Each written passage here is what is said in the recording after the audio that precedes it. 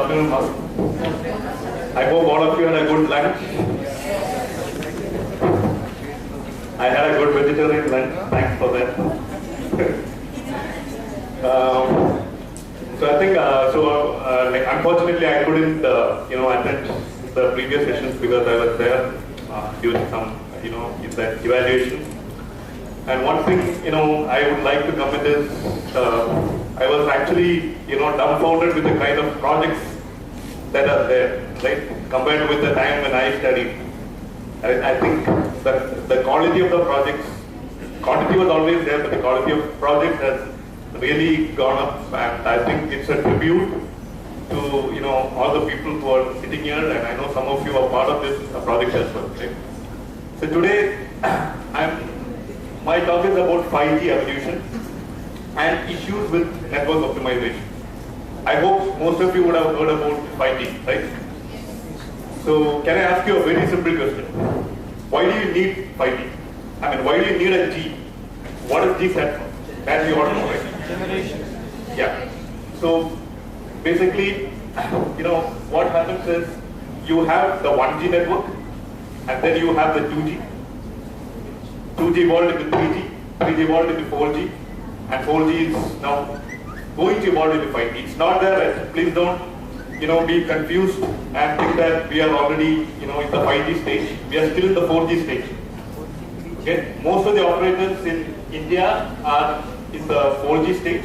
They are doing LTE, and I recently read that just some of the operators are in the going the VoLTE phase. I hope you know the difference between LTE and VoLTE, right? Do you know what voice over LTE? Okay, so what is the fundamental difference between using a 3G network for voice and using a VoLTE network for voice? What is the fundamental difference? Okay, and how about for 3G?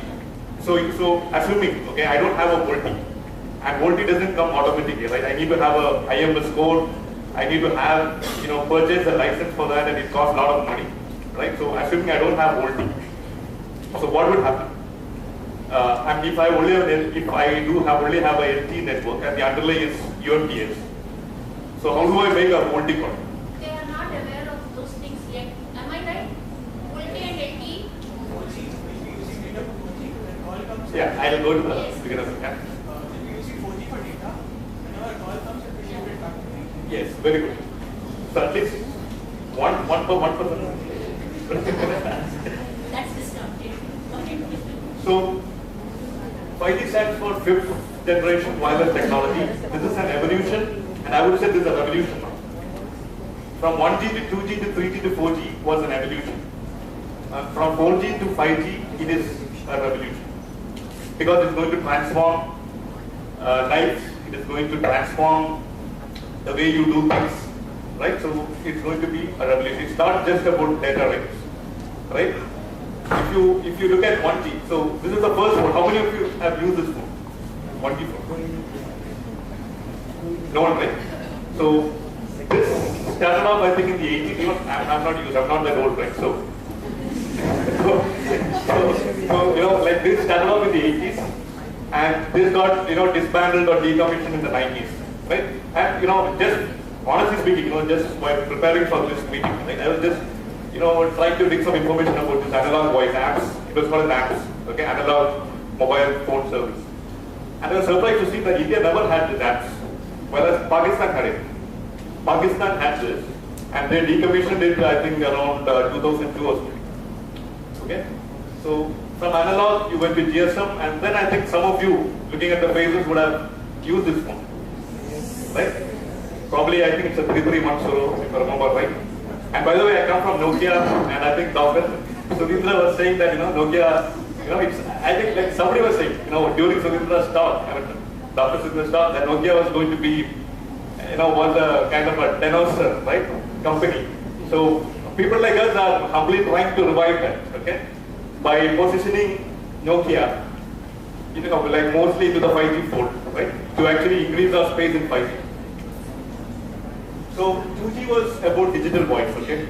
So you had a lot of voice, nobody cared about data, right? Because text messages, that's the only thing that you could do using these phones, nothing else. Now, once BlackBerry came, right? then people started, corporates thought, okay, so now we'll try to do something more. Okay, we will try to, trace that guy, okay, where that guy is. Okay, I will send a mail to that person, wherever he is. I am on vacation, I get a mail. Okay, I am in the marriage hall, I get a mail, right? So, and you need a lot of data for that, right? So then, people start looking about data. And I still remember, so, I was actually, so my job is about optimizing networks fundamentally. Right, so I optimize networks. That means, optimizing means if a network is having an issue, right, I try to fix that problem. Okay, so you have to look at different interfaces. So in layman's term, like you would have seen, right, especially after this government came, right, I think that's when I heard a lot more about call drops, right. The minister was, going over the rooftop and shouting, and I'm not complaining, and it was a reality. Because wherever you go in India, the call drops were really, there, right? And the biggest reason for that was spectrum. Spectrum was always a big issue. Whereas you look at, Australia, US, or many other countries, right? They have blocks of spectrum. Okay? Without spectrum, you cannot do anything. You can, rank your grievances. You can, pressure people. You can, do whatever you want. But without spectrum, that is a key, what do you say, the molecule, right? In biological terms, they would say it is a basic element. Without spectrum, you cannot do anything, right? India has that very limited spectrum. If you look at our policy, right, all governments wanted to, get maximum revenue out of spectrum auctions. They never treated spectrum as a way of, kind of an social thing or something, right? I mean, they didn't think that. Most of the government, I would say, they didn't think that, okay, if you reduce the price of the spectrum, then more people, there would be more, towers, right? So in our language, we call towers as sites. So accidentally, I might refer to towers as sites, okay? Because I do it each and every day. So please bear with me. So these sites would have been, say, of probably 10 times more the scale of this if we had sufficient spectrum. So then, as I said, people started talking more about data, and then it's 4G, and that's why I put data on top. Okay, with 4G, because voice, there is a peak. Okay, that is already real. Like how many times you will call, right? And when do you talk more? Okay, when probably you are engaged to a person, or when you're in college, right? That's when you talk more. After that, you don't even like picking up calls. Okay, so voice has plateaued out. Okay, it's about data, the data part. And when I actually, I actually optimized the Reliance network. That was one of the largest networks at one time. Not Mukesh Ambani's, it was the previous one. And then, while I was in Mumbai for that activity, something came and told me, this is hopeless, man. I mean, you cannot, nobody in India is going to use data. Okay? People actually came and told me, nobody in India is going to use data. You will be out of jobs soon. Okay? But it never happened. And I'm going to the next slide to show that. Because this will never happen. Because, as Mukesh Ambani told, data is the new wealth, right? It's the new oil. Right? Data is the new oil for India. The kind of data that we consume the world, that we use particularly in India, is unimaginable. Right? So how many times? So why? So what? So why? The data traffic was very less in the previous technologies. The simple reason is there was no ecosystem for that. Right? You didn't have the devices. You didn't have the applications. Now you have the applications. Right? What is 5G? 5G, I just put data there. Okay, it's going to be data center. It's absolutely going to be data center. These days you would have heard about some Reliance ads, right? They are giving voice for free and all that stuff, right? Why is that? How can they do that? So what is the cost associated with that? It's zero. It's zero. The cost is zero, right? Because all these were circuit switched. Now it's packet switched, right? It's all IP network packet switched. It's like voice is just like another data packet. with more, error detection and, coding associated with that. But at the end of the day, it is a data bank, right? So technology doesn't differentiate between voice and data, right? So Mukesh Ambani also doesn't need to differentiate. Okay, it's as simple as that. So these are some of the famous quotes on 5G which I felt was interesting. There are several quotes, but look at this. CEO called Kumar, I know many of you are aware of this. 5G will have an impact similar to the introduction of electricity or the car, affecting entire economies and benefiting entire societies. Going from 4G to 5G it's like going from black and white to color TV. If you remember, at least some of you would remember that era, right? Black and white, that Doordarshan, coming, right? So from that to color TV was a big revolution. These things are not evolution, these are revolutions. We expect 5G to become the worldwide dominating mobile communications and standard of the next decade. And connected cars, right? So we talk about some use cases, but connected cars, and I think it's already been launched in a few cities in the world, will shape the future of individual mobility, and next generation mobile networks will take car connectivity to new levels. This is said none other than by one of the senior executives of Audi, right? And this is the best code I like about 5G, right? 5G is a little more confusing as we think about it. Okay, this is the best code which I personally like, because people are talking about 5G, as I said, coming back to my first conversation, when people are talking about 5G, but nobody is aware. Because even now the standards are getting finalized, right? So there is the NR standard which is on the anvil now. I think it's already been there. So it's a new radio, NR stands for new radio. But then, it will actually take some time for, the nitty-gritty details of the standard to get finalized, right? And why is that? If you look at 2G, that's GSM, 3G, that's UMTS, HSDPA, that's 3.5G, and 4G, LTE, all of these, the standards were pretty much finalized, and then the commercial launches were getting started. And I am privy to this firsthand because I work for Nokia. So, though I cannot reveal you to the names of customers and all this stuff, but I clearly know that because I sit into many of these calls every week. A lot of customers across the world are already asking Nokia. It's not the other way around. Earlier it used to be the other way around. Right? Standards are getting finalized, and then Nokia or Ericsson or Huawei, these are the vendors for Samsung. These guys used to go and ask them, okay, hey, we are ready with our equipment. Do you want to purchase our equipment? And then we'll demo and all this stuff. Now the customers are coming and asking, okay, do you have the equipment ready? And we are being pressured to ensure that we deliver the equipment on time. And we are facing stringent time requirements to adequacy.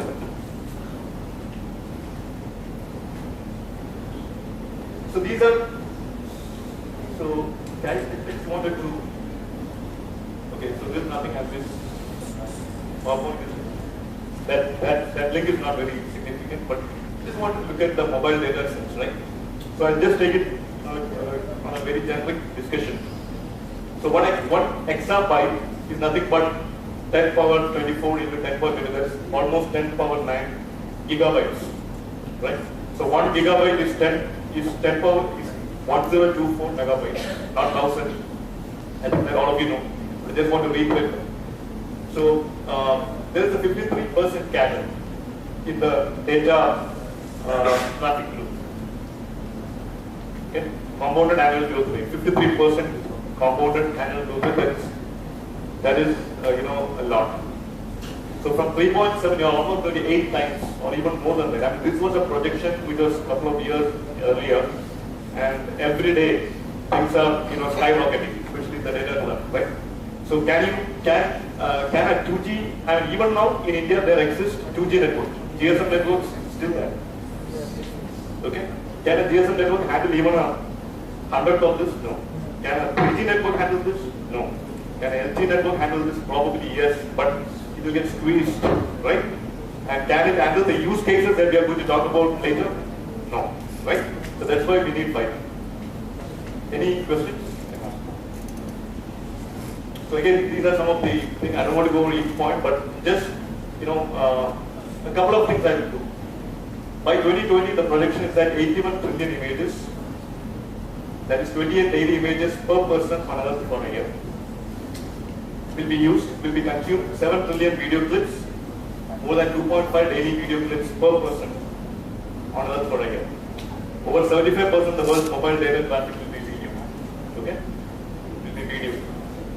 How many of you use mobile now while traveling? Like to, that's good. And the numbers are going to increase further. Right? There will be 11.6 billion mobile-ready devices, including 8.5 billion personal mobile devices and 3.1 billion machine-to-machine connections. Now you understand, right? Machine-to-machine, Internet of Things, you would have heard the talk earlier. And the world population is 7.6 billion, that is 10. So we have more machines than humans on Earth. Okay? And you know the permutation formula, right? One machine to, different machines, how many such connections need to be there. Machine-to-machine communications will generate 6.5% of the total mobile traffic. That's again for the IoT guys. So I just wanted to give you a comparison, a download throughput comparison, right? For 3G, these are the max throughputs, 384 kilobits per second. For 4G, max was 100 megabits per second. 3G again, there is a 3.5G, which that is HSDPA, that is high-speed packet access, which used to cater, to more. I've seen, networks, though they claim 14 Mbps and all, as one user, that's a theoretical max. The average would be around 1.4 Mbps. Okay, reality. Then 4G would be 100 Mbps and 5G would be, the projection is at least 10 Gbps. Max would be at least 10 Gbps, or it could even be more. Okay, these are some of the figures. So I just wanted to, take you to an Excel sheet. So here I'm trying to compare the time it takes to download a movie from YouTube. Okay, it's a standard movie. I think it's around 4 GB, right? 4 GB size. Normal HD movie. Or it's more? Two, yeah. I'm talking about a HD movie maximum size. Okay? Jurassic Park, in HD form, 2.5 hours, lot of action. Okay? 4 GB. 3G, I just plug in the values there. 384 bits per second, I did some formula, and you don't have to worry about that. But look at the download time in minutes. In 3G, it takes 1388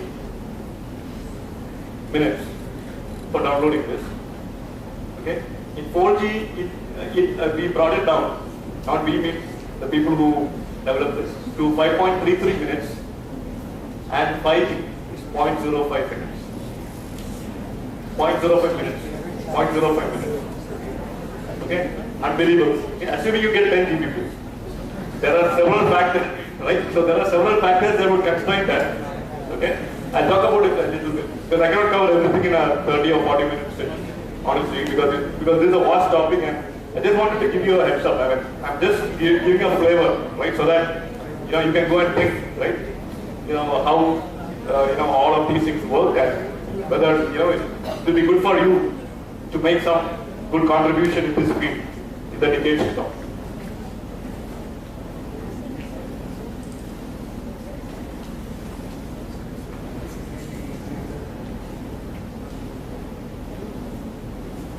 So what is the 5G spectrum? What is the band that we have? Anybody knows the spectrum that's being used currently for GSM, WCDMA, that is UPS, LTE? Any big idea? Megahertz, kilohertz, gigahertz, megahertz? Who's at kilohertz? The kilohertz is not correct, it's in megahertz. But, so basically, when GSM was started in India, it was in 900 megahertz. Okay?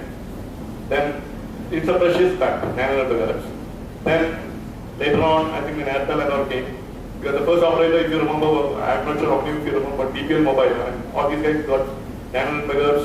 Then Airtel and all came actually later. They got 1800 megahertz. And then, as recently I would say Jio, right? Jio has a TDD, that's time division duplexing. So they have which is 2300 megahertz, right? So you see the maximum, frequency band that we see is 2300 megahertz or anything less than that.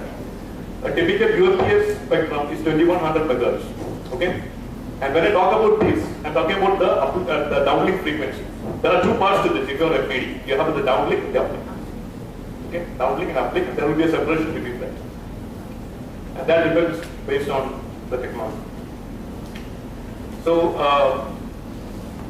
what is the relation between wavelength, that is lambda, and frequency? Lambda is C by F, right? So it's an inverse relationship. Higher the frequency, lower the lambda, lower the wavelength, right? So you can accommodate more antenna arrays at higher frequency bands.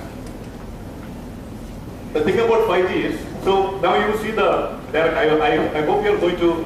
I hope you are able to see that thing, right? So if you look at GSM, if you look at WCME, if you look at NT, the bands or the bands are concentrated in a particular region, right? So anything which is less than 2300 megahertz, okay, that used to be the band.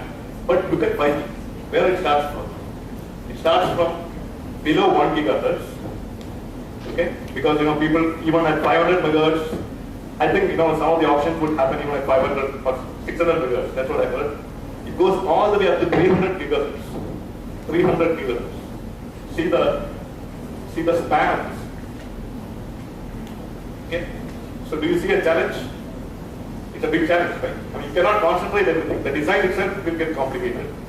The optimization, what I am doing, the planning and optimization, but that will be further complicated because of this span. Okay, and a lot of use cases to support, a lot of access points which are supporting different bands and all this stuff. But why? A simple question is, why do we need all these different kinds of a big span of bands for this device? Why do we need? Because see this region right towards the left, below 2 gigahertz. That's where So what happens to the signal when the frequency is higher as opposed to when the frequency is low? In terms of attenuation. Attenuation means loss of signal. What happens? Any guesses? Huh? More frequency attenuation.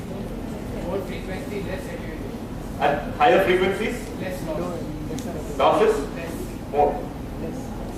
Losses more. Less. Losses more. If you have a tower at 23 megahertz, your path loss is going to be more as opposed to a tower at 800 megahertz. Do you agree with that? Your path loss is going to be more. Your signal is going to travel less distance. Anybody has a different understanding?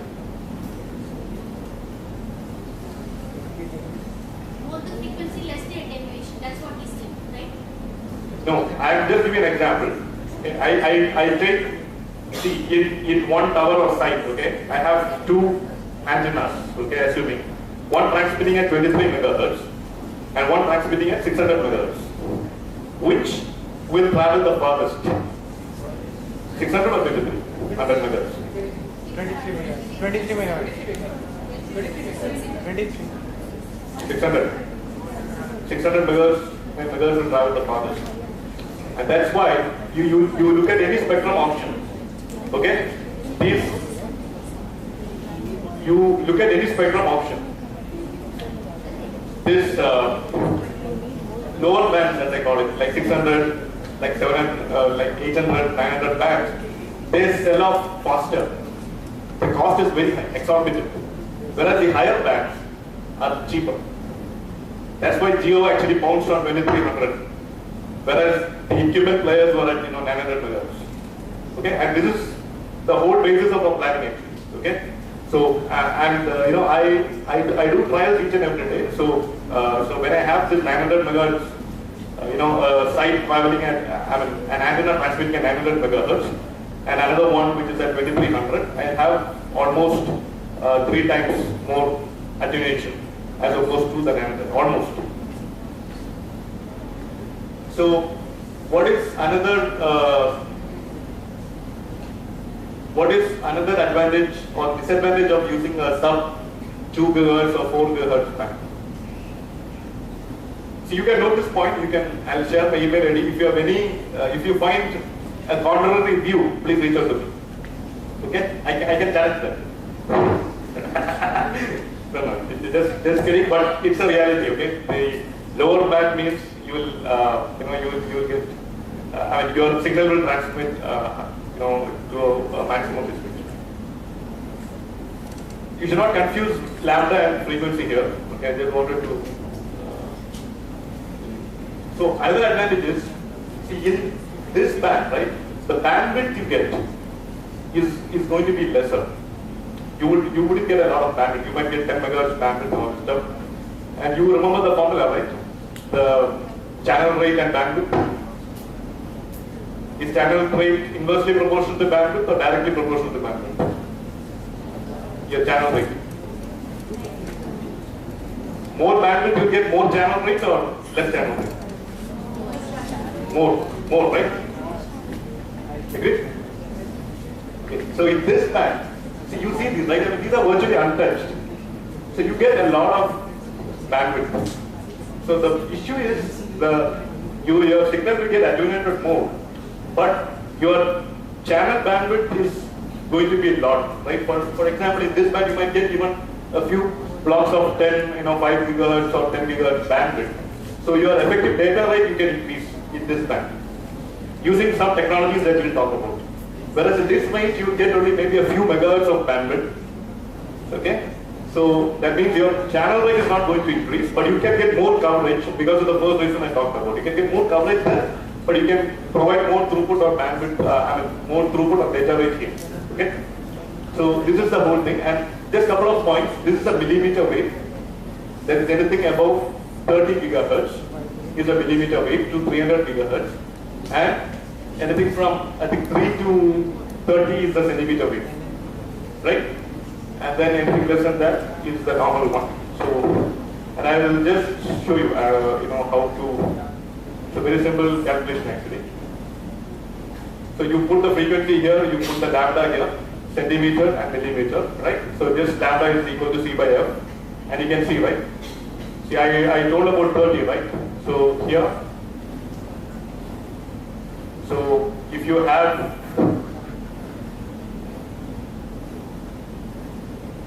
31 gigahertz, it's going to be 9.68 millimeter, right? And I put it up to 300 gigahertz, right? That's 1 millimeter. Okay, that's your millimeter. Got it? And the other one is your centimeter.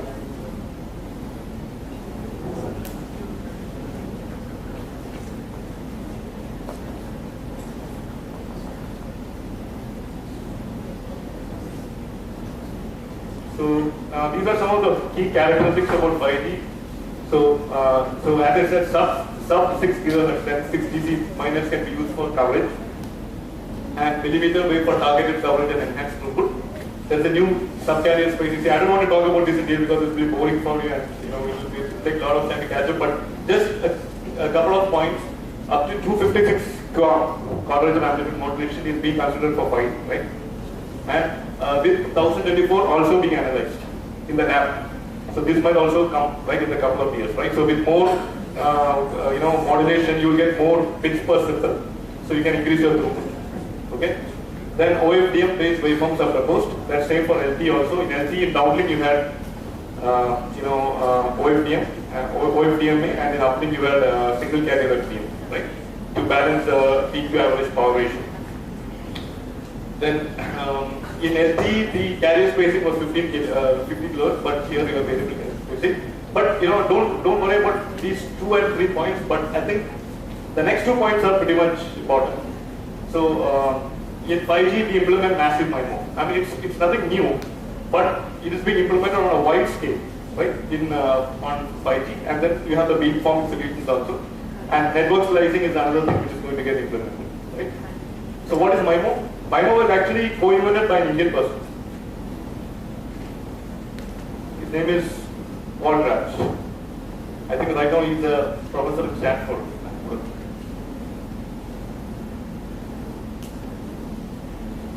So these are some comparisons just for you, just to know. So for 3G, the access scheme is CDMA, right? 4G is OFDMA, and 5G is OFDMA, and non-orthogonal access as well for some of the applications. Maybe I think for IoT, this should be used. Modulation is 3G is QPSK, then for HSPA, that is high-speed packet access, you could go up to 16 QAM, and for 4G, you could go up to 256 QAM, right? See, but in order to get into this, right, because the resilience factor is very low, right, for higher order modulation. So your channel characteristics have to be really good to actually go with the higher modulation scheme, right? So here, if I have a tower here or a site here, if I'm very close to that, if I don't have multi-path reflection and the channel conditions are excellent, okay, I don't have like pilot pollution kind of thing, right? So I don't get cross interference from other towers or anything. Then probably most probably I'll get a good channel condition, and then this automatically switches to a higher order modulation scheme. So similarly for 5G, we are we'll go to even the next level of modulation. Okay. Now handover, is nothing but how you hand over a card or a data session from one tower, right, or to another tower. Okay. Because as we all know, right, when we travel, right, I mean, like everything is seamless, right? But sometimes we know that the session drops, the data session can drop, or the voice session can drop. And why is that? Because it's handover failure. Okay, it looks very easy, but this is a very sophisticated mechanism. Okay, there are like so many things to optimize, and if you don't optimize that properly, your handover can fail. So soft handover and hard handover are there. So soft handover means it's made before break. Okay, and hard handover means break. So soft handover means you already established a session with your target tower cell, as I call it, before you break the existing session. Whereas in hard handover, you break the existing session and then go over to the target. Antenna technology in 3G, we rarely heard about transmit diversity. It was mostly about receive diversity. In 4G, it was multiply to multiple output. So you have PX diversity is coming into play again, right? So you have 2 cross 2 and rarely have seen 4 cross 4. But for 5G, you have very higher rank minor, right? So you go to maybe 64 cross 64. I heard that Nokia is trialing on 64 cross 64 also. So it virtually enhances the throughput, right? So you have to make hardware changes and all this stuff. I'll show you a short clip. Let me know if I go over. No, I put it in. Okay. Because initially I was thinking it would be over in 15 minutes.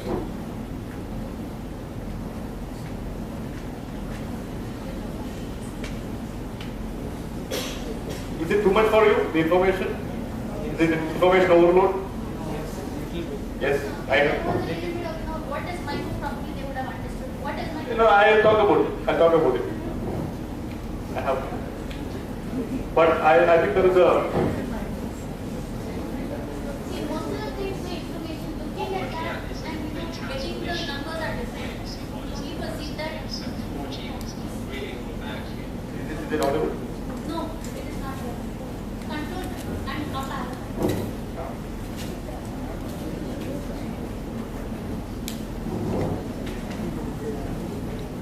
I'm not here to do a promotion about Nokia. But this is one of the better videos I've seen. That's right.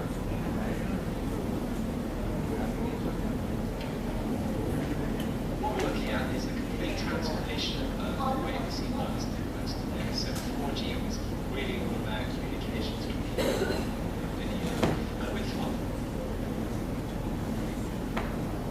5G, but I think what we're going to see is a transformation. You can basically see, right, what are some of the use cases of 5G, how 5G is going to be services much faster, much quicker than we could ever see today. With 4G today, there's higher latency in the network. So this is the amount of time it takes to transmit data from the device to the network and back again. With 5G, that communication path will allow you to communicate much quicker, and you'll be able to control the machines. So in this demonstration here today, we have this camera, which is recording the position of this ball on this plate. And then this position is recorded by a mobile edge cloud computing environment that then is intelligently controlling these robots, sending them the commands across the network to balance this ball on the plate. In this first demonstration, you can see on the screen here behind me, we're showing the current latency of what would be a 4G network. It's around 90 to 100 milliseconds. And on the right-hand side, you'll be able to see this line move as we move the ball on the plate. So what I'm going to do is move this ball right now, and we can see the oscillations here tracked on this graph, and how long it takes for the robots to collaborate with each other to get the information they need to balance the ball on the plate. And then we're going to switch into 5G mode. And we can see on this graph here that we've now gone from around 90 milliseconds to around 3 milliseconds, so much, much lower latency in the network. And I'm going to do exactly the same again. And we can see that we only took one oscillation there to correct ball. So you can see how the reduction of the latency in the network improves the communication between the machines, which is critical for future networks.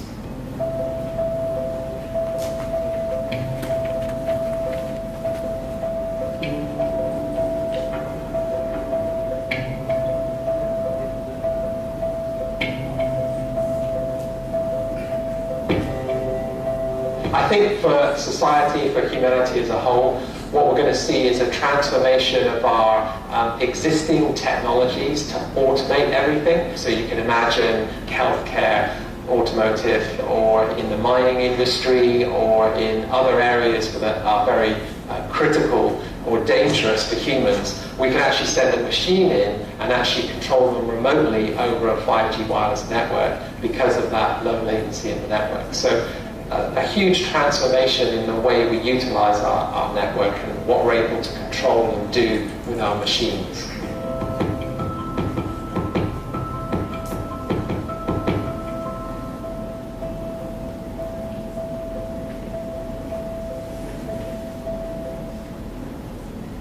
Let's see the difference. It's pretty big.